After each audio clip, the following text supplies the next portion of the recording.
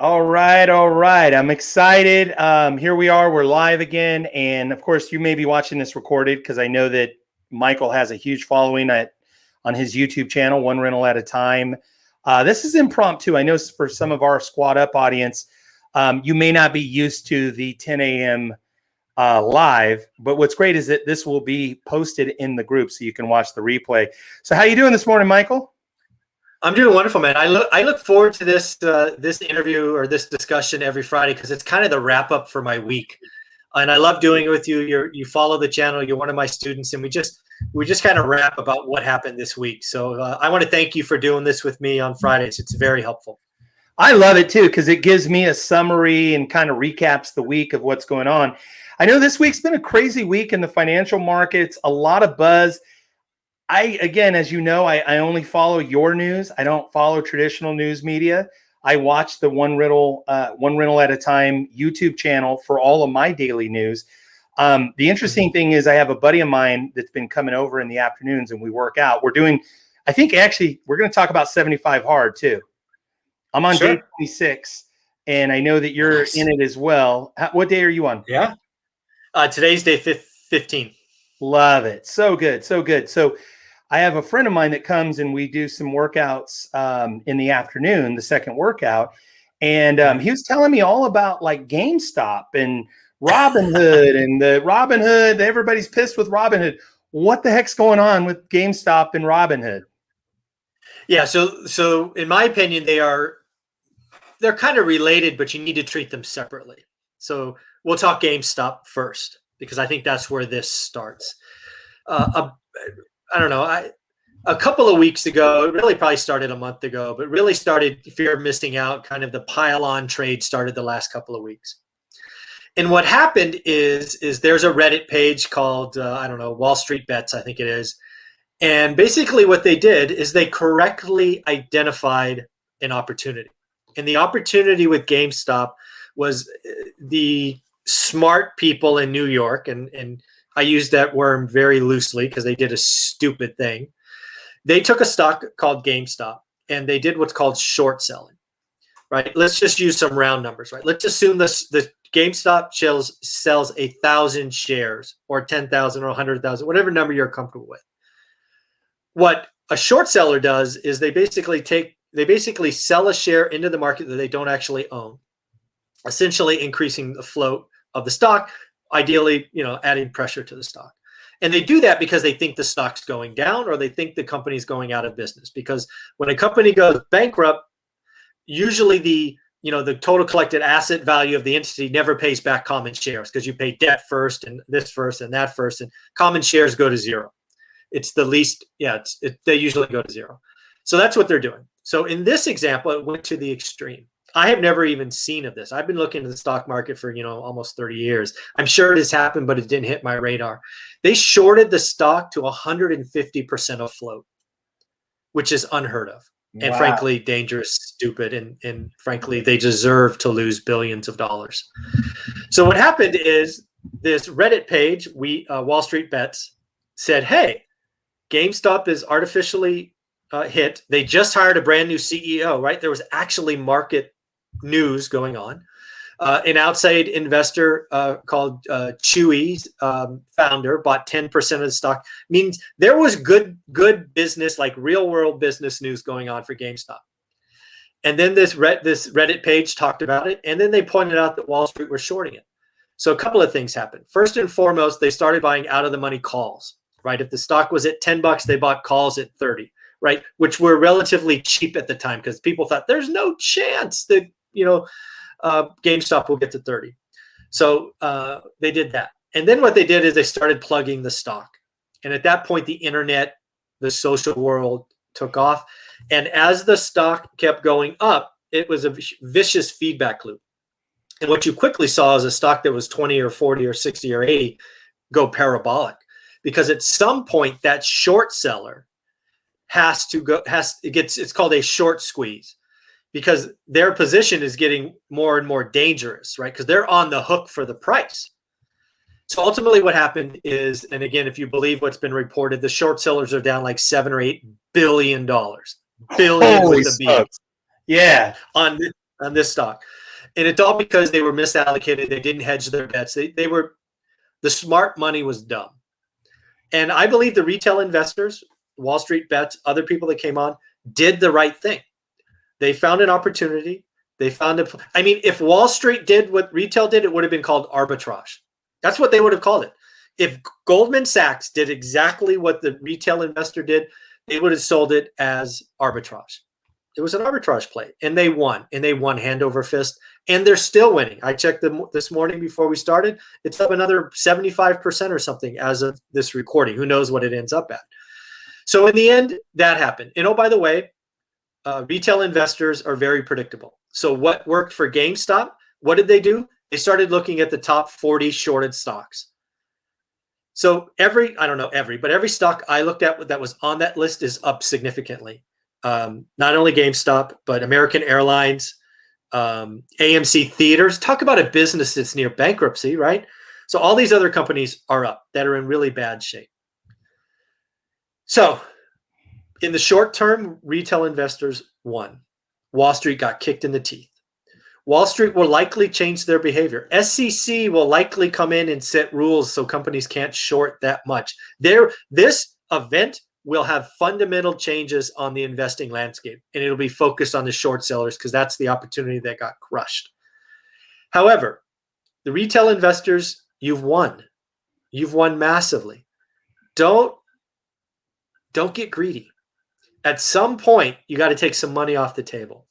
Don't just leave it there. I've told everybody that will listen, I turned $7,000 into $200,000 in the last crisis in 99 via the same kinds of things that's happening right now. And I didn't get out. I left it all in. And that 200 went to 40, and I've never felt like such an idiot. So I say this with experience. Sell your original position. Sell half of it. Don't just leave it all in. So in the end, retail investors have realized heavily shorted stocks are an opportunity, and they're going ham. But this will end in tears. The retail investors will lose.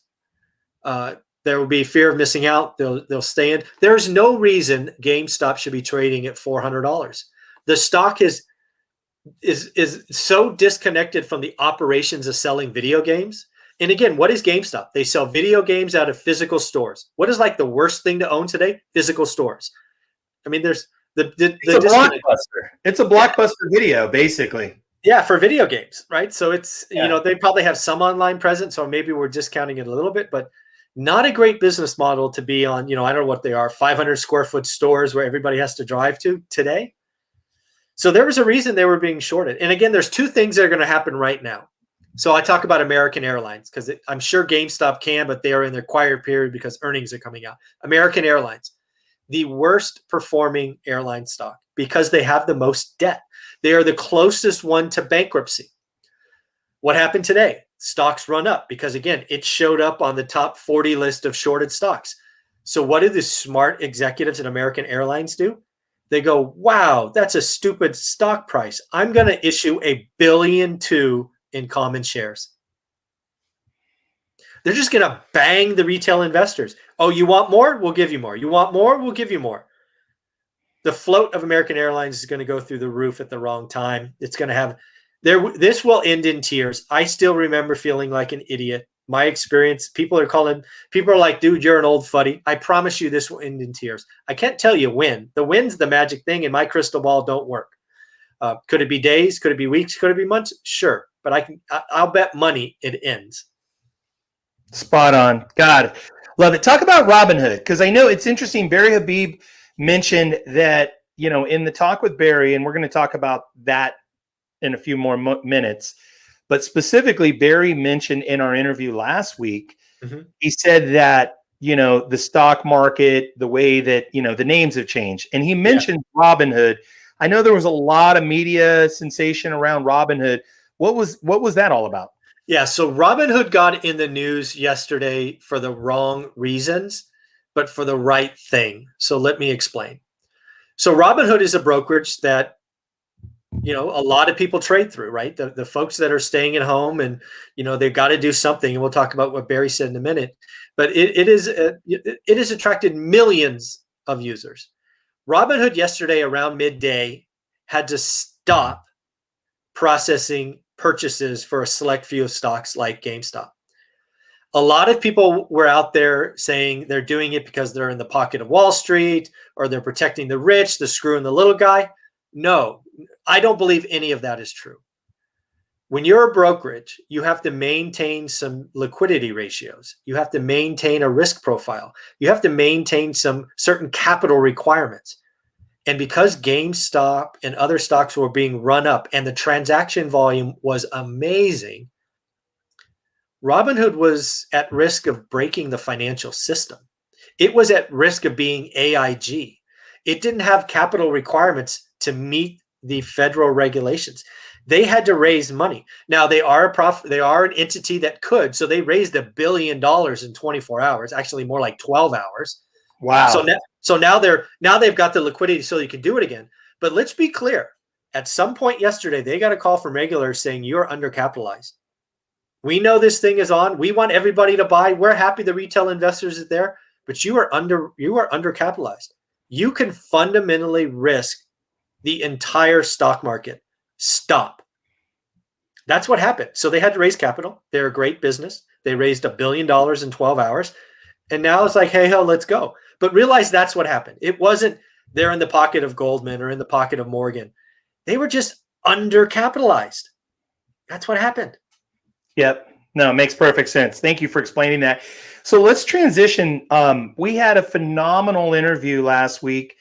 If you're a viewer right now, if you're watching this on the replay or even live, if you have not watched, it's on Michael's channel at One Rental at a Time. It's also posted in the Squad Up group, the mastermind group.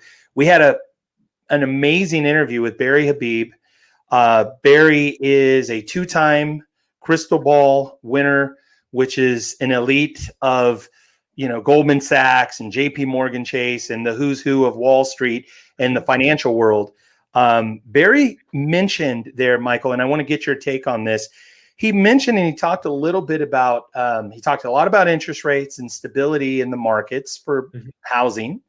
But then we also talked about the stock market. And as I'm kind of watching it the third and fourth time, did he imply that potentially the stock market could be a bubble?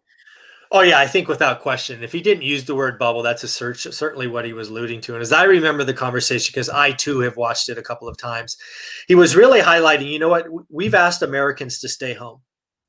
And, oh, by the way, we sent a fair amount of them some money. And what they're doing now is they're either going to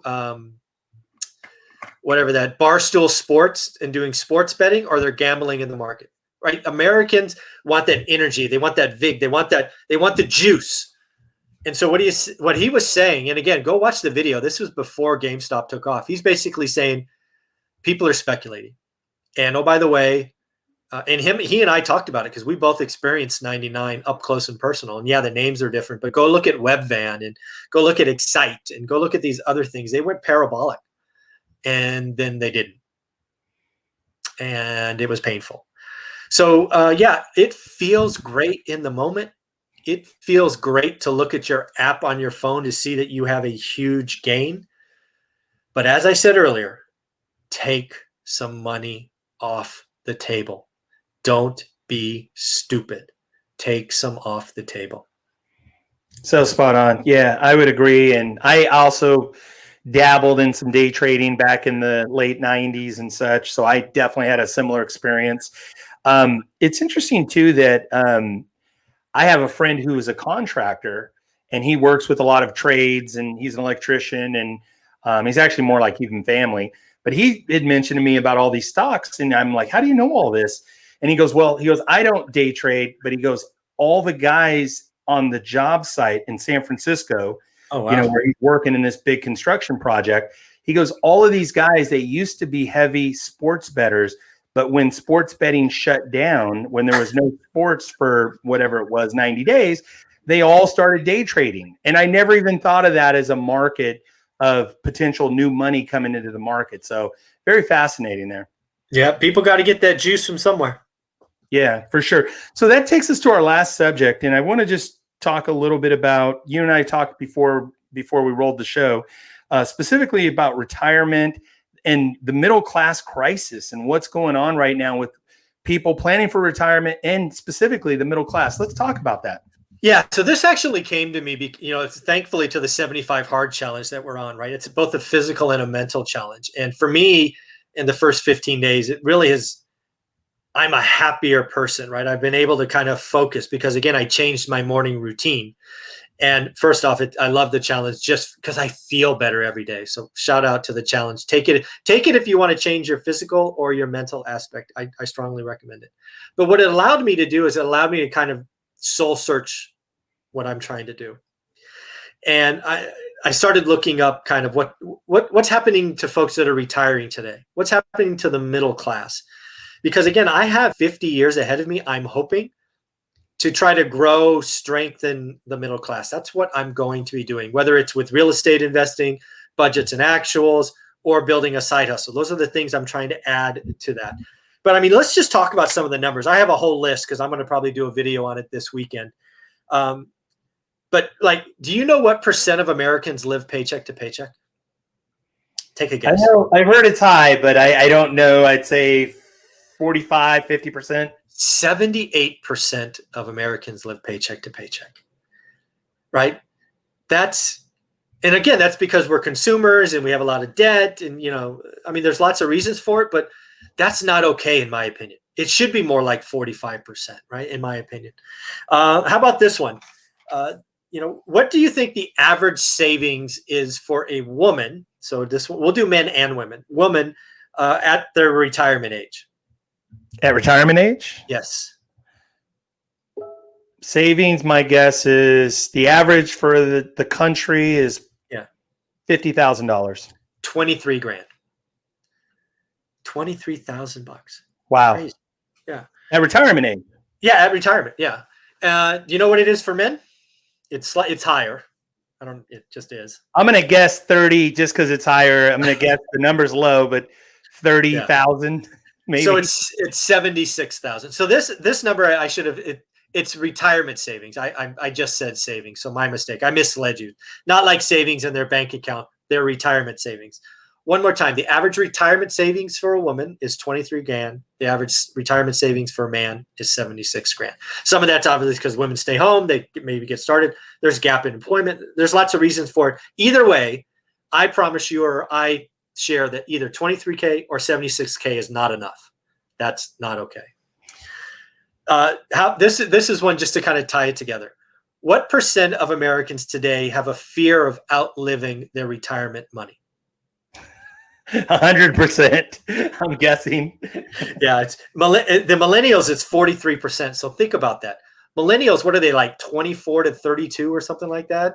Sure. They're already, roughly half of them are already concerned about not having money in retirement, enough money in retirement. So these are all things that just concern me. I would also wonder, do you know, like with millennials, what is the average student debt? Because I know that student debt is probably a huge thing. And you and I are of the age, I think you were born in the 70s, right? Yep. Okay. Yep. So I was born in 71. So I would think that like for our generation, a lot of people did go into trades and into, different kinds of trade work or trade schools, things like that. I think the millennials were absolutely probably have the highest percentage of college graduates and that. I don't know that for sure, but I know that there has to be a lot of student debt around there. Is that? Well, absolutely. I mean, I remember graduating high school, where it was frankly a thing, right? Graduating high school for many kids was like the event. Right? College wasn't even an option. When my daughter graduated high school, it was just an assembly line to the next college. So, whether or not college graduation went up, certainly those attending at least a year of college had to go up. Yeah, I would think that's definitely true. So again, we'll just do one more number. Let's see, which one do I want to do? Do you know what the average credit card debt is for an American? Like revolving balance. It's $5,700. Wow. Right. Just the average. That's the average. That's like paying 18 or 21% every month. I mean, bam, bam, bam. That's not okay. So I really think, the next 50 years, I'm going to be looking to help the middle class and help people have a better retirement via real estate investing, learning their market, understanding their freedom dollars, financial health score. It's just all those things. So that's a big deal for me. So thank you for letting me kind of get this off my chest. No, I love it. I think we shared a lot of good stuff here. And, let me ask you this, because I think this will be a great question to finish on. Why did you pick, and obviously you've created a lot of wealth through real estate. You've done incredibly well with your real estate holdings. Why did you pick real estate as your key asset for building wealth and retirement and becoming financially free?